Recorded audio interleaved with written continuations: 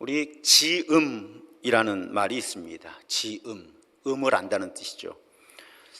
다른 누군가의 깊은 속마음을 알아주는 친구를 지음이라고 그렇게 부릅니다. 그 유래를 다 아실 거예요. 중국 춘추 전국시대에 검은고의 명인, 장인 배가라고 하는 사람이 있었습니다. 그리고 우연히 만난 종작이라고 하는 사람이 있었는데, 이 종작이라고 하는 사람이 이 배가의 연주를 들으면 이 연주하는 배가의 마음이 어떤지, 생각이 어떤지를 이야기해 주는 거예요. 그러니까 배가가 놀란 거죠. 어떻게 내가 연주하는 이 음을 듣고 내 마음을 아느냐.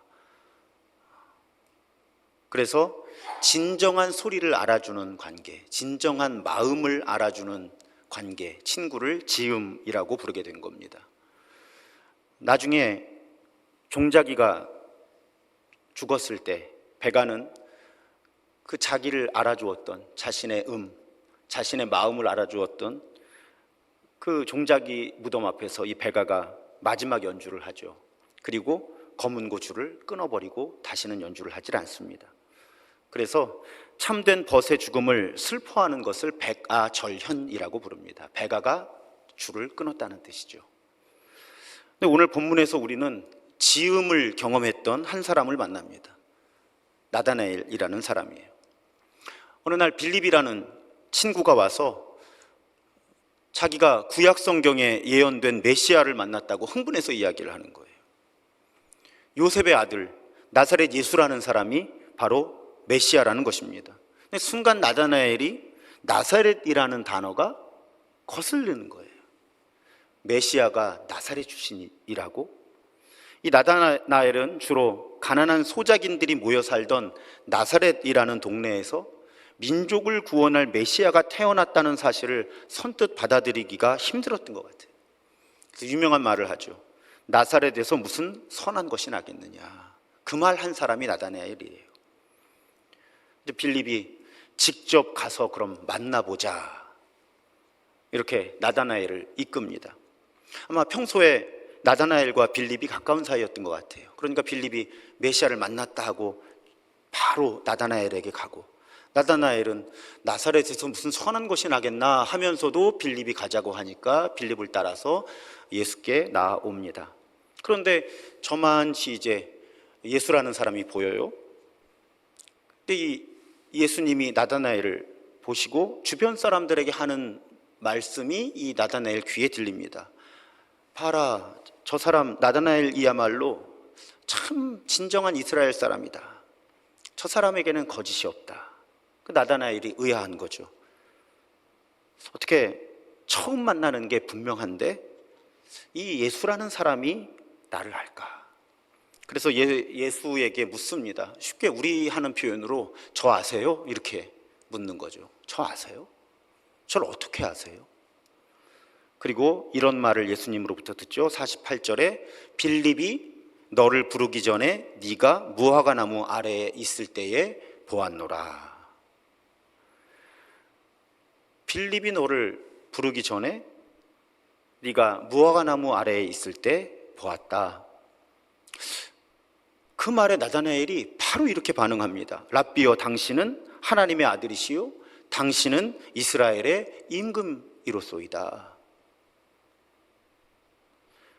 자, 빌립의 말대로 이 예수라는 사람이 나사렛이라고 하는 보잘것없는 마을에서 목수의 아들로 태어난 이 사람 예수가 정말 하나님께서 보내신다고 구약에 약속하셨던 메시아라는, 하나님의 백성들의 왕이라는, 세상의 왕이라는 사실을 이 나다나엘이 받아들이게 된 거예요.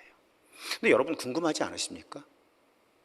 어떻게 빌립이 너를 부르기 전에 네가 무화과 나무 아래에 있을 때에 내가 보았다라는 그 한마디로 갑자기 이 예수님을 왕이라고, 메시아라고 그렇게 이 나다나엘이 고백할 수 있었을까요?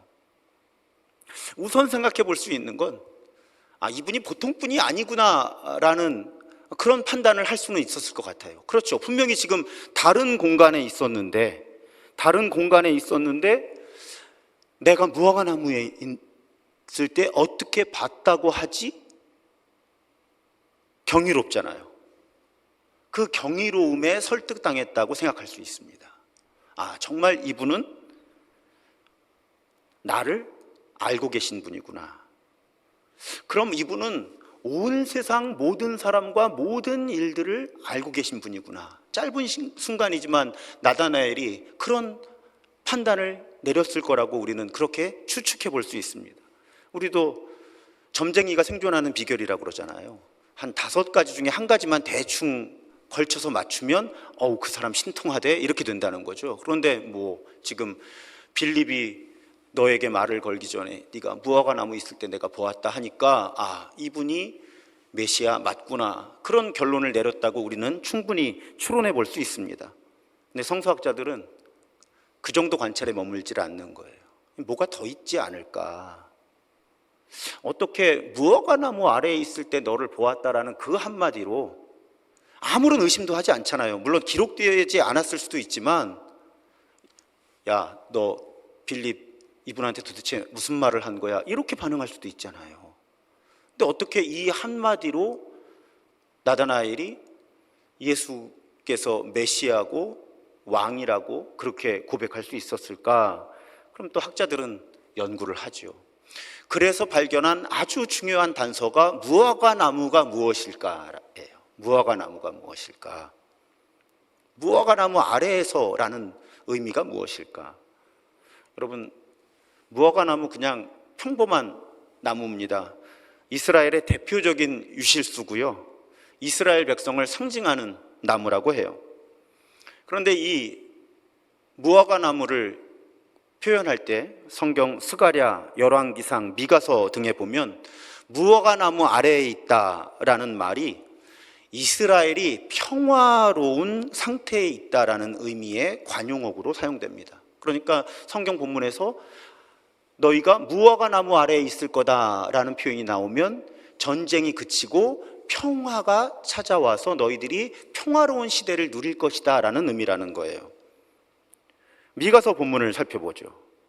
주님께서 민족들 사이의 분쟁을 판결하시고 원근각처에 있는 열강 사이의 갈등을 해결하실 것이니 나라마다 칼을 쳐서 보습을 만들고 창을 쳐서 낫을 만들 것이며 나라와 나라가 칼을 들고 서로를 치지 않을 것이며 다시는 군사훈련도 하지 않을 것이다. 평화가 온다는 거죠.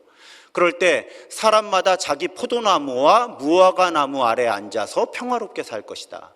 사람마다 아무런 위협을 받지 않으면서 살 것이다. 이것은 만군의 주님께서 약속하신 것이다. 자, 이제 상상력이 여기서부터 필요합니다. 자, 예언서에서는 이렇게 예언된 거예요. 이런 날이 온다. 그리고 사람들은 그 날이 오기를 기다리는 거예요. 그리고 어떤 기대감을 갖습니까? 메시아가 오시면 이런 날이 올 거다. 그런데 지금 예수님과 나다나엘이 살아가고 있는 시대는 어떤 시대예요? 로마 제국주의 아래죠. 이 예언이 언급하고 있는 평화와는 거리가 아주 먼 시대죠.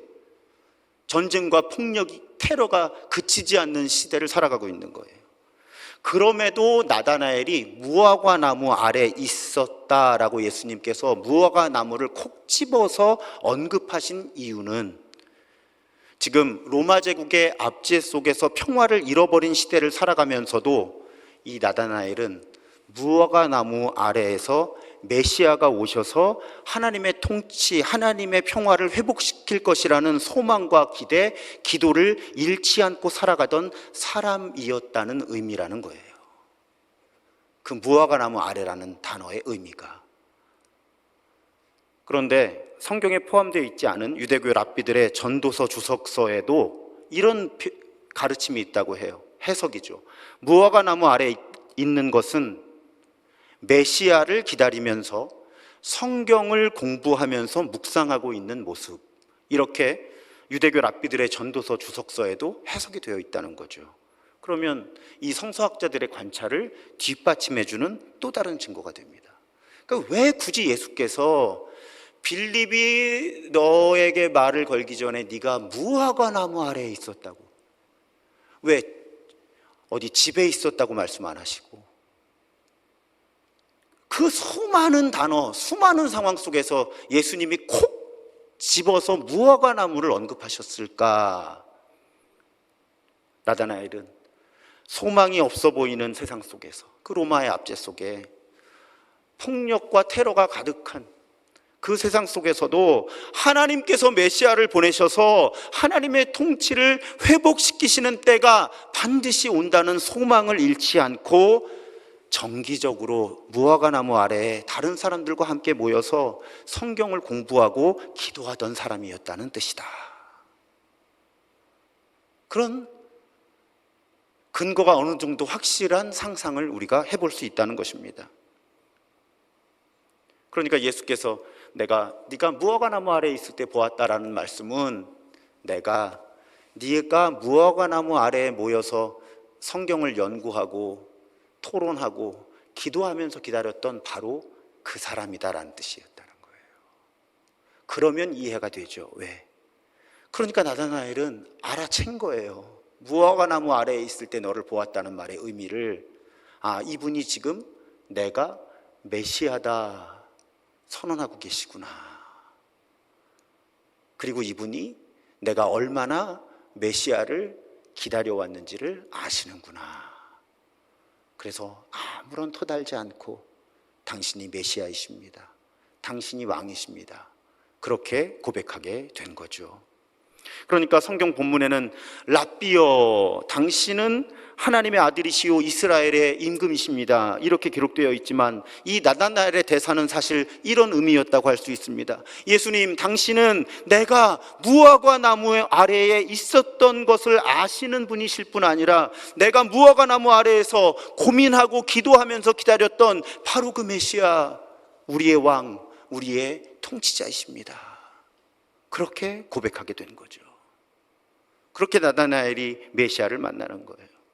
그러니까 예수님께서 쉽게 말하면 이렇게 표현하시는 거죠. 뭐 이 정도 가지고 그러니, 뭘 이 정도 가지고 그렇게 놀래.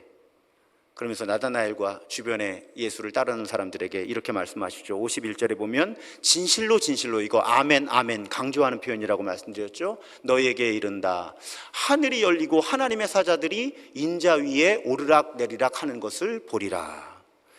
구약 성경 아시는 분들 연상되는 장면이 있습니다. 창세기 28장에 야곱이 광야에서 경험한 사다리 환상이죠. 야곱이 광야에서 하늘과 연결된 사다리, 근데 사실은 계단이에요. 원어를 보면 계단, 그러니까 땅과 하늘 사이에 연결된 계단을 보고 그 계단을 통해서 천사들이 하늘과 땅을 왕래하는 것을 야곱이 광야에서 봅니다. 예수님께서는 그 하늘과 땅을 연결하는 계단이라는 거죠. 본인이, 너희들이 그런 존재를 지금 만나고 있는 거고, 그래서 메시아 예수님 본인께서 하늘과 땅을 연결하는 존재로 이 땅에 오셔서 하늘의 뜻을 이 땅에 이루실 것이고 땅에 있는 사람들을 하늘로, 하나님께로 이끄실 것이다. 그걸 너희들이 이제 보게 될 거다. 단지 무화과 나무 아래에서 기다렸던 메시아가 오셨다, 여기에만 너무 놀라지 말아라. 이제 그 메시아가 하늘과 땅을 연결하는 계단이 되어서 하나님의 나라가 땅에 오게 하고, 하늘의 나라, 하나님의 나라가 이 땅에 오게 하고, 이 땅에 있는 사람들을 하늘을 나라, 하나님의 나라로 인도할 것이다. 그것을 너희가 보게 될 것이다. 예수께서 그런 의도로 말씀하셨다는 거예요. 근데 오늘 예수님께서 나다나엘에게 들려주셨던 그 음성을 우리들에게도 들려주시는 거죠. 네가 무화과 나무 아래에 있는 것을 내가 보았다. 이 음성의 첫 번째 차원은 예수님께서는 우리의 모든 것을 알고 계시다는 것입니다. 나다나엘이 빌립을 통해 예수님을 소개받기 전부터 알고 계셨듯이 예수께서는 우리가 예수님을 알기도 전부터 우리를 알고 계셨다는 메시지죠. 제가 가끔 말씀드리는 신학 용어가 있죠. 선행은총 혹은 선제은총이라고 하는 것. 하나님의 은총이 우리가 하나님을 알기도 전부터 우리와 함께 한다는 그런 고백을 담은 신학 용어입니다. 찬송가 가사 중에 주 예수 내가 알기 전 날 먼저 사랑했네, 바로 이 고백이 선행은총이죠. 선제하시는 은총이에요. 그래서 오늘 예수께서 나다나엘을 알고 계셨죠. 근데 오늘 성서정과의 시편 본문 139편의 시인도 하나님께서 자신의 일거수일투족뿐 아니라 마음속에 숨은 생각까지 다 알고 계신다고 하면서 이렇게 고백을 합니다. 주님께서 내 장기를 창조하시고 내 모태에서 나를 짜 맞추셨습니다. 나의 형질이 갖추어지기도 전부터 주님께서는 나를 보고 계셨으며 나에게 정하여진 날들이 아직 시작되기도 전에 이미 주님의 책에 다 기록되었습니다. 하나님, 주님의 생각이 어찌 그리도 심오한지요, 그 수가 어찌 그렇게도 많은지요. 그래서 여러분, 그림을 하나 준비했습니다. 저 그림은 정자와 난자가 만나서 정말 엄마 뱃속에서 어떻게 분화해 가느냐 하는 그림이에요. 여러분, 제가 발생학 공부할 때 이 과정이 얼마나 신비한지 몰라요. 여러분, 안 신비하세요? 한 남자의 몸에 있는 염색체 반쪽 가진 세포 하나하고 한 여자 몸에 있는 염색체 반쪽짜리 가진 세포가 만나서 세포 하나가 돼요. 그런데 그 세포가 둘이 되고 넷이 되는데 똑같은 세포가 계속 만들어지는 게 아니라 어떤 세포는 때가 되면 뇌와 신경을 만들고, 어떤 세포는 때가 되면 위장을 만들고, 어떤 세포는 때가 되면 근육을 만들고, 어떤 세포는 때가 되면 눈을 만들어요. 그래서 여러분, 아기가 태어날 때 본능적으로 먼저 보게 되는 게 무엇이죠? 손가락 5개, 발가락 5개가 만들어지는 거예요. 정말 오묘합니다. 정말 오묘한 과정이에요. 염색체 반쪽짜리 정자와 염색체 반쪽짜리 난자가 만나는데 이미 그 안에 이런 어른이 되는데 필요한 모든 유전 정보가 다 들어있는데, 그 세포가 혼자 존재하는 것도 아니고 엄마 뱃속에서 엄마와 소통하면서 자라나서 아기가 태어나요. 그리고 그 아기가 이렇게 어른이 되는 그 과정이 정말 이 발생학이라는 과목을 공부할 때 얼마나 신비했는지 모릅니다. 그리고 이 신비한 과정에서 뭐 하나 조금 잘못되면 장애를 갖게 되거나 어떤 문제를 갖게 되는 거죠. 근데 성경은, 하나님은 우리가 하나의 수정란이기도 전부터 우리를 알고 계셨고 보고 계셨고 우리와 함께 하셨다, 이렇게 고백한다는 거예요. 제가 느끼는 신비함이 여러분에게도 느껴졌으면 좋겠는데 말이 짧아서 표현이 안 되네요. 그래서 어떤 한 아버지가 아이를 낳고 이름을 요엘이라고 붙인 다음에 요엘에게라는 찬양을 만들어서 이렇게 들려주었죠. 하나님은 너를 만드신 분, 너를 가장 많이 알고 계시고, 하나님은 너를 만드신 분, 너를 가장 깊이 이해하신단다. 우리 주님이 이런 분이신 거죠. 우리 엄마의 난자와 아빠의 정자가 만나기도 전에, 수정란이라고 하는 하나의 세포가 만들어지기도 전에 우리를 알고 계셨고, 그 수정란이 분화를 해서 태아가 되고 그 태아가 몸 밖으로 나와서 어른이 되고, 이 모든 과정 속에서 하나님이, 우리가 하나님을 알기도 전에 하나님이 우리를 아시고, 우리가 하나님을 사랑하기도 전에 하나님이 우리를 사랑하시고, 그 하나님이 끝까지 우리와 함께 하시는 하나님이시죠. 그 나다나엘의 주님이 우리 주님이시고, 그 주님은 우리를 우리 자신보다 더 많이 알고 계시고 깊이 이해하시고 사랑하시는 분이다. 그 주님이 우리를 보호하시고 인도하신다. 마지막까지 구원하신다. 이 기억과 고백이 그 어떤 것도 줄 수 없는 위로와 소망을 우리에게 안겨줍니다. 여기서 한 걸음 더 나아가야죠.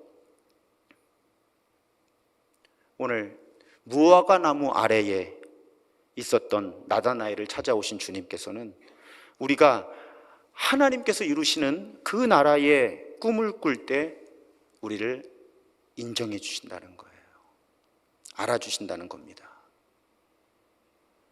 여러분, 노래 가사에도 있지만 사람을 보며 세상을 볼 땐 만족함이 없죠. 만족함만 없습니까? 뉴스를 보다 보면 절망하게 됩니다. 근데 우리가 나다나엘처럼 무화과 나무 아래에 모여서 그래도 하나님께서 통치하시고 하나님께서 완전하게 통치하시는 날이 올 것이다라고 고백할 때 그런 우리의 마음을 하나님께서 알아주신다는 거예요. 역사를 살펴보면 소망이 없어 보이는 절망으로 가득한 세상에서 하나님의 나라, 하나님의 통치가 회복되는 꿈을 꾸면서, 그리고 단지 그 꿈을 혼자만 품고 있었던 것이 아니라 함께 그 꿈을 꾸는 사람들을 모아서 운동을 일으킨 분들이 끊이질 않았습니다. 찾아보면 그냥 공식적으로 하나님의 꿈, God's Dream이라는 개념을 사용했던 분들, 우리 교회 설교 시간에는 자주 인용이 되잖아요. 어떤 분들 계시죠? 미국의 마틴 루터 킹 주니어 목사, 또 남아프리카 공화국 데스몬드 투투 주교, 이런 분들 전부 폭력적인 인종차별로 가득한 세상에서 그 차별이 사라지고 용서와 화해를 통해 평화의 공동체가 이루어지는 것이 하나님의 꿈, 가스 드림입니다를 외쳤던 사람들이죠. 그리고 그런 운동을 해 나간 분들이에요. 각자 본인 시대, 본인 나라에서 나다나엘 같은 사람들이었던 거죠. 오늘 설교를 준비하다가 또 다른 분이 없을까? 제가 요즘에 일본에 관심이 있잖아요. 가까운 일본에도 그런 분이 계셨습니다. 가가와 도요히코 목사님이에요. 이분이 매우 불우한 가정 환경에서 자라납니다. 아주 상처투성이로 자라나요. 또 청년의 때에 폐결핵으로 시한부 선고를 받습니다. 그 상황 속에서 하나님을 만나서 치유와 회복을 경험을 해요. 그리고 이제 신학을 공부하고 사역을 시작하는데 자신의 소명이 가난한 사람들과 함께 하는 것에 있다, 이렇게 분별을 합니다. 근데 가난한 사람들과 실제로 빈민촌에 들어가서 함께 살다 보니까 그렇게 깨닫게 된 거예요. 이 가난을 없애기 위해서는 그냥 구제하는 것으로 되지 않는다. 아무리 자원들을 끌어다가 빈민촌에서 어렵게 사는 사람들한테 갖다 줘도 가난은 사라지지 않는다. 세상의 구조가 바뀌지 않으면, 세상의 구조를 바꾸는 일을 하지 않으면 사실은 어려운 사람들과 함께 하는 것에는 한계가 분명하다. 그래서 이분이 노동운동을 시작하죠. 농민운동을 하기도 하고 또 생협, 신협 같은 협동조합 운동에 헌신을 합니다. 그러니까 이분이 협동조합의 아버지라고 그렇게 불리는 분이에요. 그런데 이 운동의 근본에 하나님의 나라라고 하는, 하나님의 꿈이라고 하는 우리 그리스도교의 고백이, 신앙 고백이 튼튼하게 자리 잡고 있었다는 거예요. 그래서 이분이 이런 일을 하면서 예수의 친구회라는 모임을 만듭니다. 예수의 친구회. 거기서 이런 강령이 있었다 그래요. 예수에게 경건하라. 가난한 자의 벗이 되고 노동을 사랑해라. 세계의 평화를 위해 노력해라. 순결한 생활을 존중해라. 사회 봉사의 뜻을 두어라. 이런 강령을 두고 신앙 운동을 하는 거죠. 그래서 이 예수의 친구회가 100만인 구령 운동을 펼칩니다. 100만 명의 영혼을 구원하자, 이런 부흥 운동을 하는 거예요. 근데 당시에 일본 기독교가 교리와 설교 중심적이었다는 거예요. 근데 이 예수의 친구회 가가와 목사는 이렇게 실천력이 부족했던 기존의 전도 방법을 변혁시켜서 사랑과 협동, 정의를 바탕으로 실천을 강조하면서 전도하기 시작합니다. 아예 그 운동의 이름이 하나님 나라 운동이에요. 그래서 여러분 주보에 소개한 가가와 도요있고 평전에 보시면 아예 한 챕터의 이름이 하나님 나라 운동입니다. 이분이 얼마나 개인의 어떤 영적인 체험을, 그 개인의 체험적인 신앙을 이 사회적 변혁으로, 이 세상에 하나님의 나라가 회복되는 것과 연결하려고 노력했는지가 이분의 평전에 보면 잘 드러나 있어요. 제가 주보에도 그런 글을 썼죠. 근데 이 가가와 도요익교 목사를 한국교회가 잘 모르고요. 아는 부분이 이분의 어떤 회심의 과정인데 사실은 거짓말이에요. 과장된.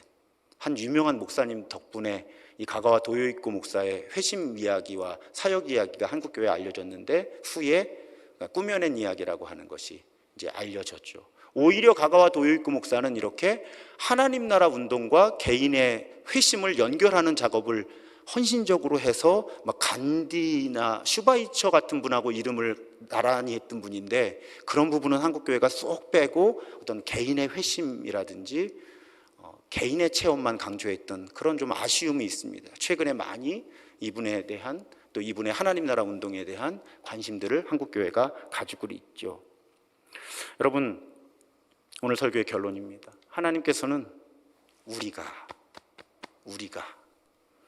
무화과 나무 아래 모였던 나다나엘과 같은 사람들이 되기를 원하시는 거예요. 저는 오늘 말씀을 준비하면서 성서 정과에 따라서 강제로 설교를 하니까 공부를 더 해야 합니다.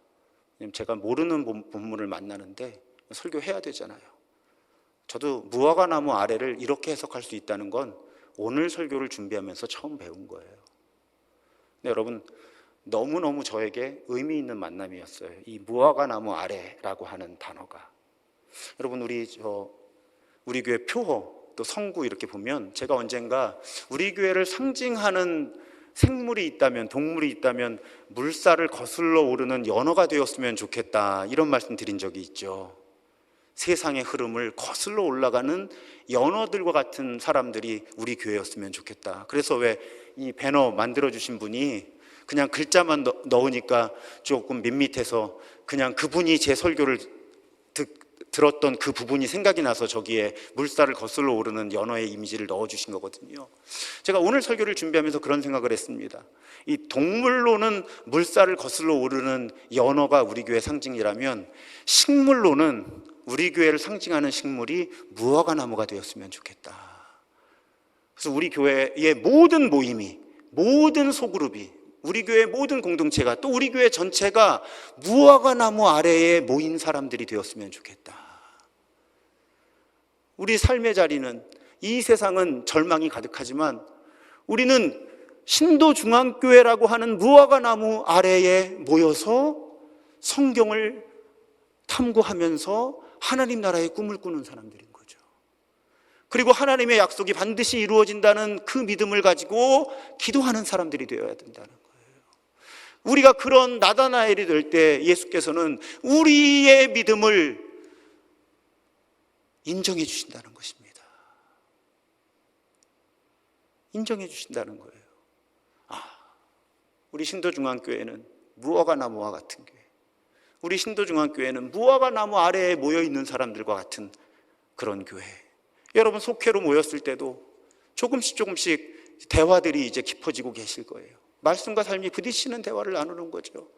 내 삶의 현실이 이렇고 이 세상의 현실이 이런데 성경이 말씀하는 하나님의 나라는 무엇일까? 그 하나님의 나라가 이루어진다는 건 어떤 은혜가 필요하고 또 나의 어떤 참여가, 반응이 필요할까?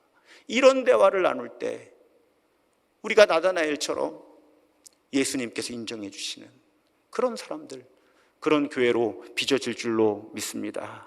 사랑하는 여러분, 이제 4월 10일이 총선이에요. 아마 선거가 임박하면 제가 선거 이야기를 못하겠죠. 하지만 여러분, 아마 사석에서는 또 속회로 모이셨을 때나 사역을 같이 하시면서 정치 이야기가 나올 겁니다. 그럴 때 여러분, 제 기도와 꿈이 있잖아요. 우리 교회는 성경의 가르침에 기초한 정치 이야기를 안 싸우고 할 수 있는 교회가 되었으면 좋겠다. 안 싸우고. 그래서 여러분, 총선 다가올 때 정치 이야기 많이 하십시오. 하지만 우리의 이념이 아니라 하나님은 어떤 세상을 꿈꾸시는가? 다 그놈이 그놈이지만 하나님은 어떤 사람을 사용하기 원하실까? 어떤 정치 세력, 정당을 사용하기 원하실까? 저는 결코 여러분에게 결론을 말씀드리질 않습니다. 저의 의견일 뿐이죠, 결론이라고 해도. 하지만 우리 모두가 다 우리 안에 하나님의 영이 거하시는 사람들이에요. 우리는 전부 성경을 갖고 있는 사람들이죠. 그렇다면 나다나엘처럼 무화과 나무 아래에 모여서 성경을 읽어나가면서 공부하면서, 그러면 2024년 4월 10일 총선을 통해서 하나님께서 이루시고자 하는 대한민국은 어떤 모습일까? 그럼 그것을 위해 우리는 어떤 선택을 해야 할까? 이런 이야기 할 수 있어야 되는 거예요. 그래야 하나님의 꿈이 이 땅에 현실이 되죠. 그런 치열한 노력 없이 하나님 우리나라에 평화를 주세요? 하나님이 아마 우리에게 무책임하다고 하실 거예요. 제가 주일 기도문을 쓸 때 제일 어려운 게 뭔지 아세요? 제가 언젠가 사석에서 몇 번 말씀을 드렸어요. 기도문 쓰다 보면요, 하나님 이렇게 해 주옵소서 하면 성령께서 진짜 말씀하시는 것 같아요. 왜 기도해? 그냥 네가 해. 그렇게. 하나님 이건 이렇게 해 주옵소서. 그냥 그렇게 하면 되지 왜 자꾸 기도해? 이런 음성이 들려요. 그래서 기도문 쓸 때 너무 힘들어요. 그냥 몸과 마음의 병을 고쳐주옵소서만 편안하게 기도해요. 그건 하나님이 고쳐주셔야 되는 거니까 진짜. 근데 하나님 뭐 이런 교회가 되게 해 주옵소서, 뭐 이렇게 해 주옵소서, 이렇게 해 주옵소서 하면 꼭 성령께서 요즘 말로 뼈를 때리십니다. 그냥 그렇게들 하면 되지 왜 자꾸 기도해? 용서하게 해 주옵소서. 그냥 용서해. 이렇게 하게 해 주옵소서. 그냥 그렇게 해. 오늘도 이런 예배가 되게 해 주. 그냥 그렇게 예배해. 왜 자꾸 해달라 그래?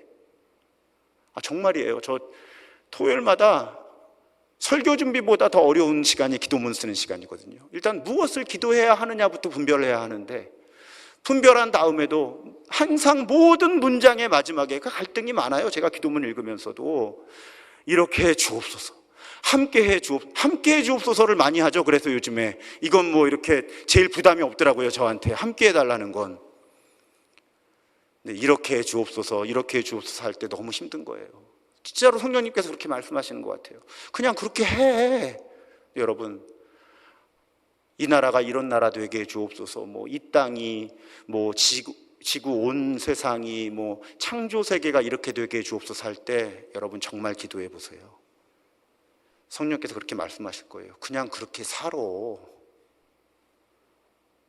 그러면 올해 총선이 있는데 여러분, 이 대한민국이 이렇게 되게 해 주옵소서, 한반도가 이렇게 되게 해 주옵소서 기도하시면 아마 성령님께서 그러실걸요. 선거 똑바로 해라. 선거 이상하게 하지 말고 하나님의 나라가 이루어지게 해달라고 하지 말고 더 작은 스케일로는 가정과 일터와 학교와 교회에서 이런 가정 되게 해 주옵소서. 그냥 그렇게 해. 가족들한테 친절하게 잘해. 이런 교회 되게 해 주옵소서. 너나 교회 가서 혈기 부리지 마라. 우리 사무실이 이렇게 되게 해 주옵소서. 네가 빛과 소금 조금 더 되면 될 것 같은데. 어쩌면 그러실지 몰라요. 저는 그 경험을 매주 토요일마다 하거든요. 이 기도문 쓸 때. 여러분, 우리가 더욱 나다나엘 같은 사람이 되어서 삶의 현실이 어렵고 복잡할수록 모여서 무화과 나무 아래 모여서, 그러면 하나님의 뜻은 무엇일까? 그러면 그 하나님의 뜻이 이루어지기 위해서는 무엇을 해야 할까? 그렇게 토론하고 기도하고, 우리가 그럴 때 우리 삶의 자리에 하나님의 나라가 이루어질 줄로 믿습니다. 그렇게 말씀과 삶이 부딪히는 대화 속에서 함께 하나님의 나라를 이루어가는 무화과 나무 아래에 함께 모인 사람들로서의 우리 교회가 더욱 아름답게 빚어지기를 주님의 이름으로 축복합니다.